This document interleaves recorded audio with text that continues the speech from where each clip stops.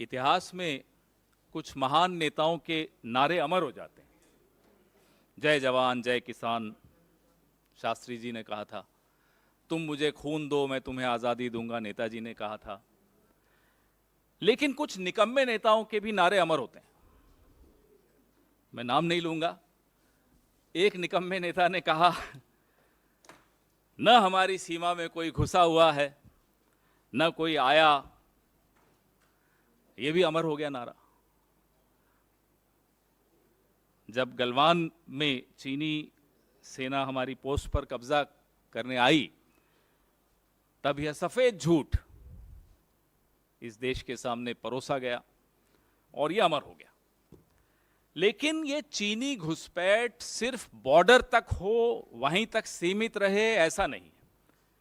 अब वो गुजरात तक पहुंच गई है। वो ऐसा राज्य जिसमें जहां से प्रधानमंत्री खुद आते हैं, जहां से गृह मंत्री खुद आते हैं, उस राज्य में चीन की घुसपैठ कैसे हुई है आप स्क्रीन पर देख पा रहे हैं। न केवल घुसपैठ हुई, ये व्यक्ति पाकिस्तान से सटे हुए 2 जिले बनासकांठा और पाटन, वहां बैठकर 9 दिन में 1400 करोड़ रुपए की चपत लगाकर गायब हो गया। देखिए, लोगों की शिकायतें, 2022 की शिकायतें आपको स्क्रीन पर दिख रही हैं, जो इसके विक्टिम्स थे, जो शिकार थे इस स्कैम के। भोले भाले लोग, गुजरात के 1200 लोग इसके शिकार बने। और ये व्यक्ति,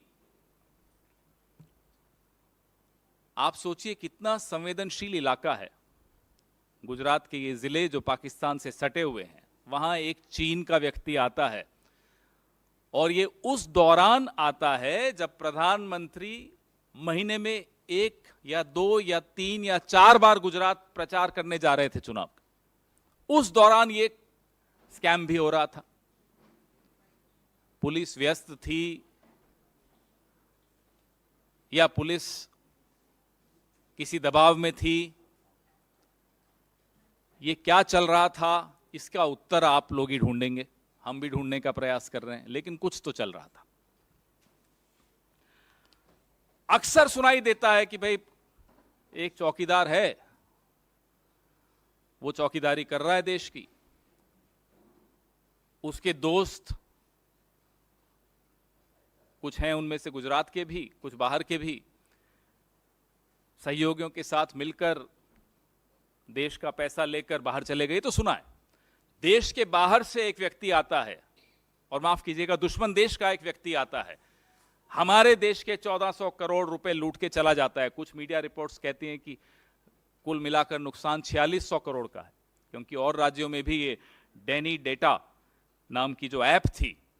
और इस ऐप को प्रचारित कौन कर रहा है आप स्क्रीन पर देख रहे हैं। पुलिस बेचारी अपनी तरफ से तो नहीं प्रचारित कर रही होगी, उनको भी कहीं से निर्देश हुए होंगे। पुलिस के जवान इस ऐप को प्रचारित करते हुए आपको इन चित्रों में दिख रहे हैं। तो ये इशारा कहां से हुआ? पुलिस एक ऐप को, जो कि एक चीनी व्यक्ति द्वारा बनाई गई ऐप है, why is the police advertising an app made by a shady, dubious Chinese national?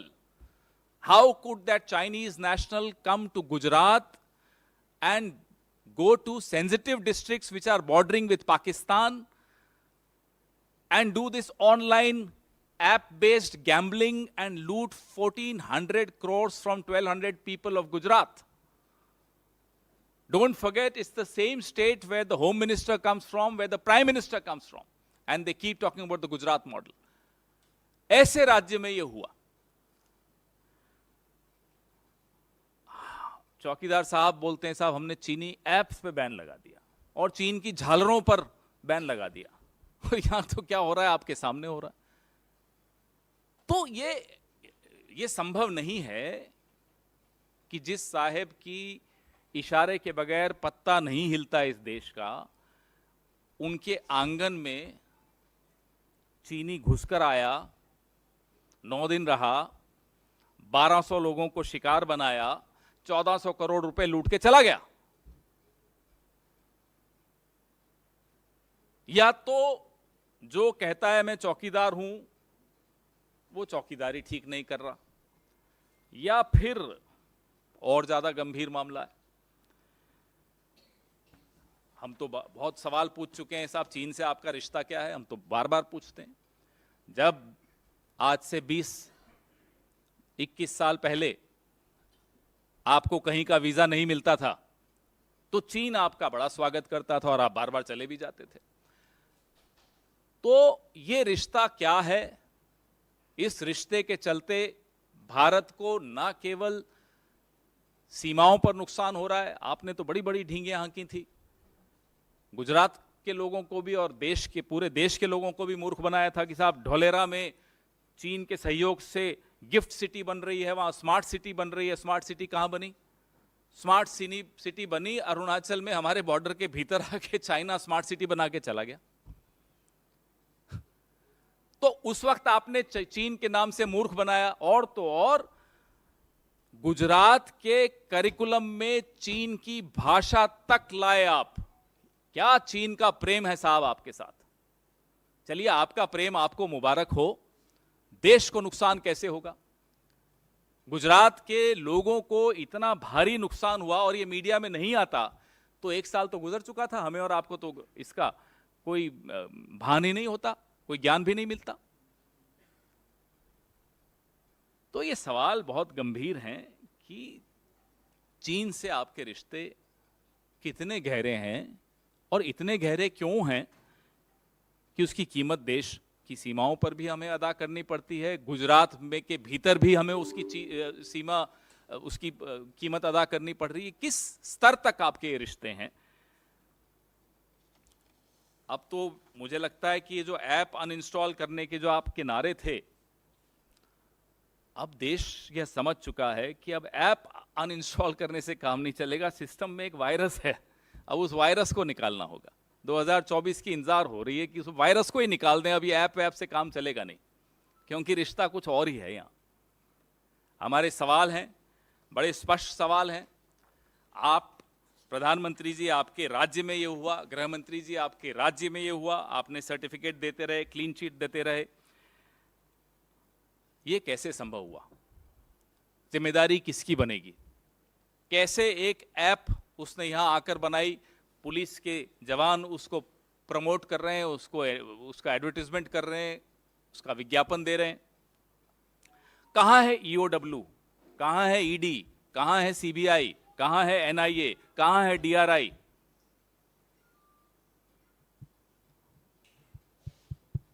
या सिर्फ ये तमाम एजेंसीज विपक्ष के लिए बनी हैं?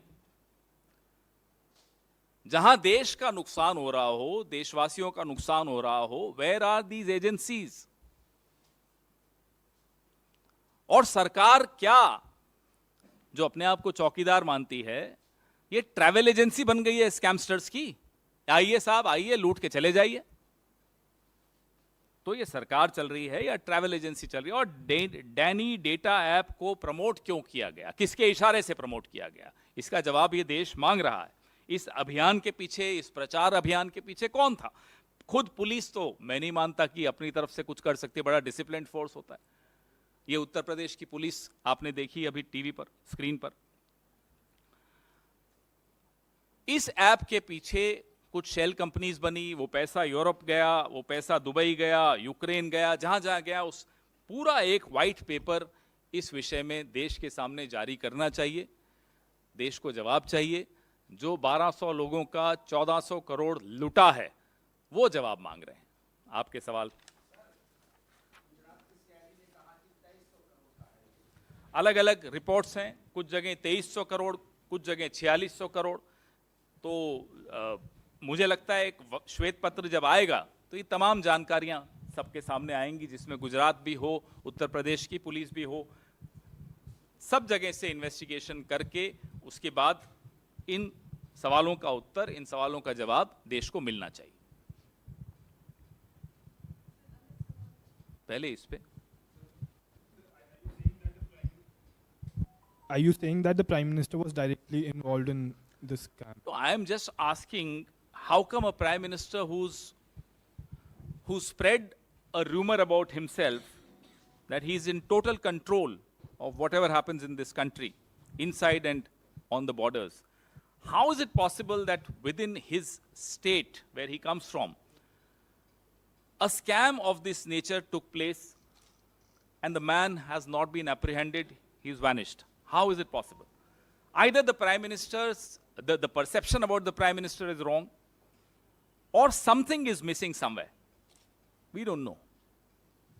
सर, आपने आज ये बात उठाई है और आप ये कह रहे हैं ये सीमावर्ती डिस्ट्रिक्ट्स हैं, वहाँ पर ऐसा हुआ, तो एक तरीके से सिक्योरिटी का भी एक बड़ा पॉइंट ऑफ व्यू उसमें उठता है, क्योंकि इससे पहले आप लोगों ने प्रेस कॉन्फ्रेंस करी थी, एक बात उठाई थी, जम्मू कश्मीर में एक व्यक्ति पीएमओ का जो है लेटर लेकर और सारी चीज़ों से चल रहा था आगे, उसकी भी अब तक बात नहीं हो पाई। तो ये कितना सीरियस आप मानते हैं और किस तरीके की इन्वेस्टिगेशन इसमें होनी चाहिए? साहब, जो प्रचार होता है ना प्रधानमंत्री के विषय में, वो प्रचार अब तार तार हो गया, क्योंकि उसकी हकीकत अब सबके सामने आ गई। प्रधानमंत्री का नाम का दुरुपयोग करते हुए एक नहीं, दो नहीं, चार, पांच उदाहरण आपके सामने हमने रखे हैं। प्रधानमंत्री जहां से आते हैं उस इलाके से, वारनगर से, एक क्रिकेट का एक स्कैम मैंने खुद प्रेस वार्ता की, जहां एक 400 करोड़ रुपए का स्कैम हो गया। और लगातार हम आपको नीरव मोदी, माल्या, ललित मोदी, तमाम आपके सामने हमने, चौकसी, सब उदाहरण आपके सामने रखे हैं। और अब तो ये हद हो गई कि गुजरात में घुसकर आता है चीन का एक नागरिक, पाटन और बनासकांठा में बैठकर, सीमावर्ती जिलों में बैठकर इतना बड़ा स्कैम करके चला जाता है। न वो गिरफ्तार होता है, न सरकार इस पर कोई उत्तर देती है। ये तो मीडिया का धन्यवाद है कि कुछ आया सामने तो सबकी जानकारी में ये बात आई। तो प्रधानमंत्री के बारे में जो आप एक छवि बनाई गई है, वो छवि बिल्कुल झूठी छवि है। हकीकत यही है इस सरकार की और इस प्रधानमंत्री की, कि या तो इन्हें ज्ञान नहीं है क्या हो रहा है इनकी अपनी सरकार में, इनकी अपनी नाक के नीचे, और या ज्ञान है फिर भी हो रहा है। दोनों ही केसेस में सवाल बहुत गंभीर उठते हैं। या तो आप नाकाबिल हो, या आप जानते हुए भी आंखें और कान और मुंह बंद रखे हो। देश तो कीमत अदा कर रहा है।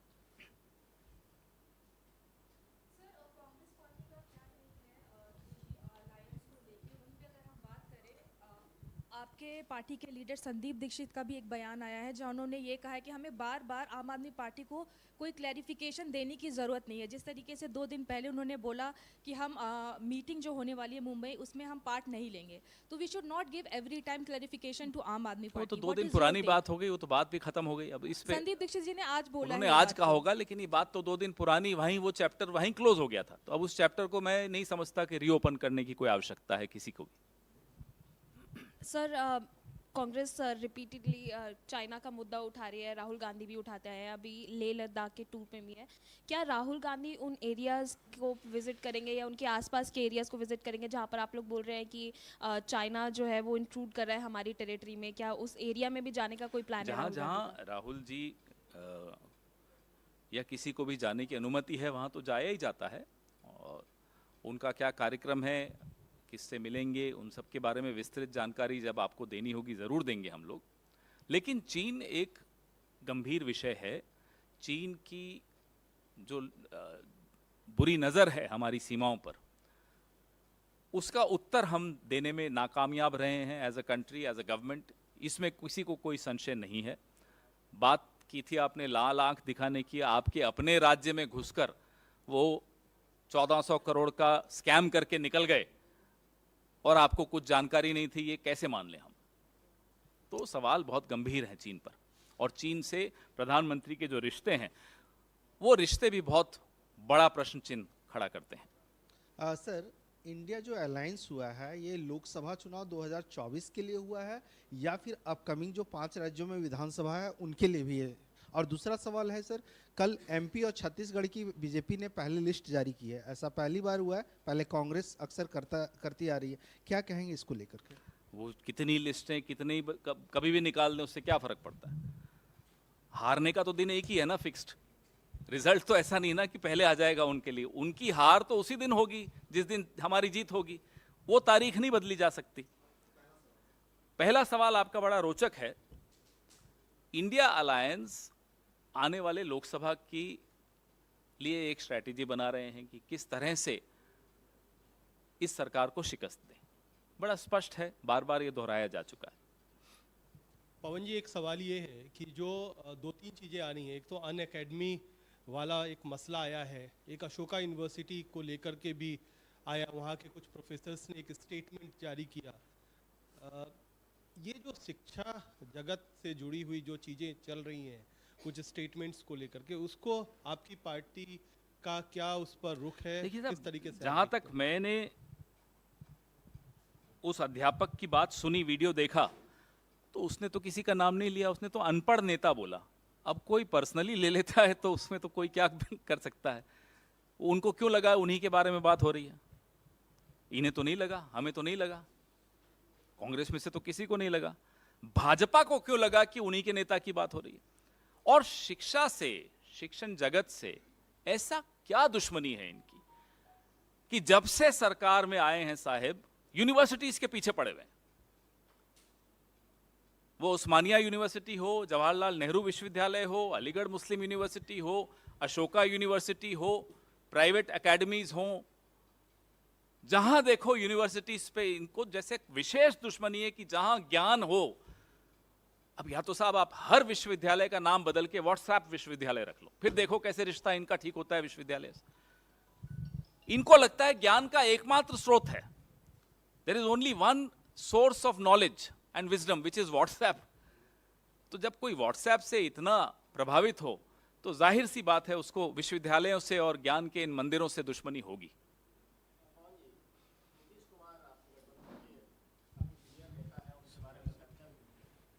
चर्चा भी है कि उनको कन्वेनर बनाया जा सकता है, लेकिन नीतीश कुमार दिल्ली आते हैं, अटल जी की समाधि पर जाते हैं, ना आपसे मिलते हैं ना केजरीवाल से मिलते हैं। सब ठीक ठाक है गठबंधन में? आप क्यों चाहते हैं कि हम भी अपनी राजनीति उतनी ही संकुचित कर दें, अपनी मानसिकता उतनी ही छोटी कर दें जो हमारे विरोधियों की है? कि साहब नेहरू जी से दुश्मनी लेके बैठे हुए हैं साहब, बताइए। तो आप चाहते हैं कि हम भी वैसे ही हो जाएं कि अगर कोई प्रधानमंत्री हमारी सरकार या हमारी पार्टी का नहीं हो तो हम उसको बिल्कुल इज्जत देना बंद कर दें, आदर देना बंद कर दें? आप माफ कीजिएगा, हम अपनी मानसिकता मोदी जी की वजह से तो नहीं बदलेंगे। हमारी मानसिकता भारतीय मानसिकता है, इंडियन मेंटालिटी है, वैसी ही रहेगी, कोई बदल नहीं सकता। Sir, audio has been accessed by Times Now, our channel, of Aam Aadmi Party MLA Naresh Balyan, in which he was speaking to a gangster Kapil Sangwan to extort money from businessmen and builders as well. How do you see this entire matter, sir? Do you think that there should be a proper investigation that should take place? No, I hope and I'm sure that the party which came to power on the slogan of clean politics will take immediate and urgent corrective steps. The entire country, the entire city of Delhi is waiting for those corrective steps.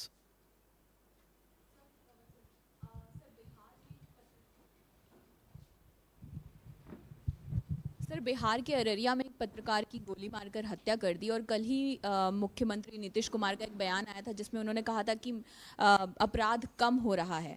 अब BJP इस पर ये कह रही है कि जंगल राज को जनता राज बताया जा रहा है बिहार में, और लगातार इससे कुछ दिन पहले ही एक पुलिसकर्मी की भी हत्या की गई थी। लगातार जो बढ़ते हुए अपराध हैं, इस पर क्या कहना है सर? कांग्रेस पार्टी की तरफ से श्रद्धांजलि दैनिक जागरण के उस पत्रकार को जिसकी आज हत्या हुई अररिया में। सरकार सजग है, इसमें कोई शक की बात नहीं है। अपराधियों की गिरफ्तारी तुरंत होगी, हमें पूरी उम्मीद है, और इस तरह के अपराधों पर लगाम करने की जो प्रयास है सरकार के, वो कामयाब होंगे, इसकी भी हमें पूरी उम्मीद है।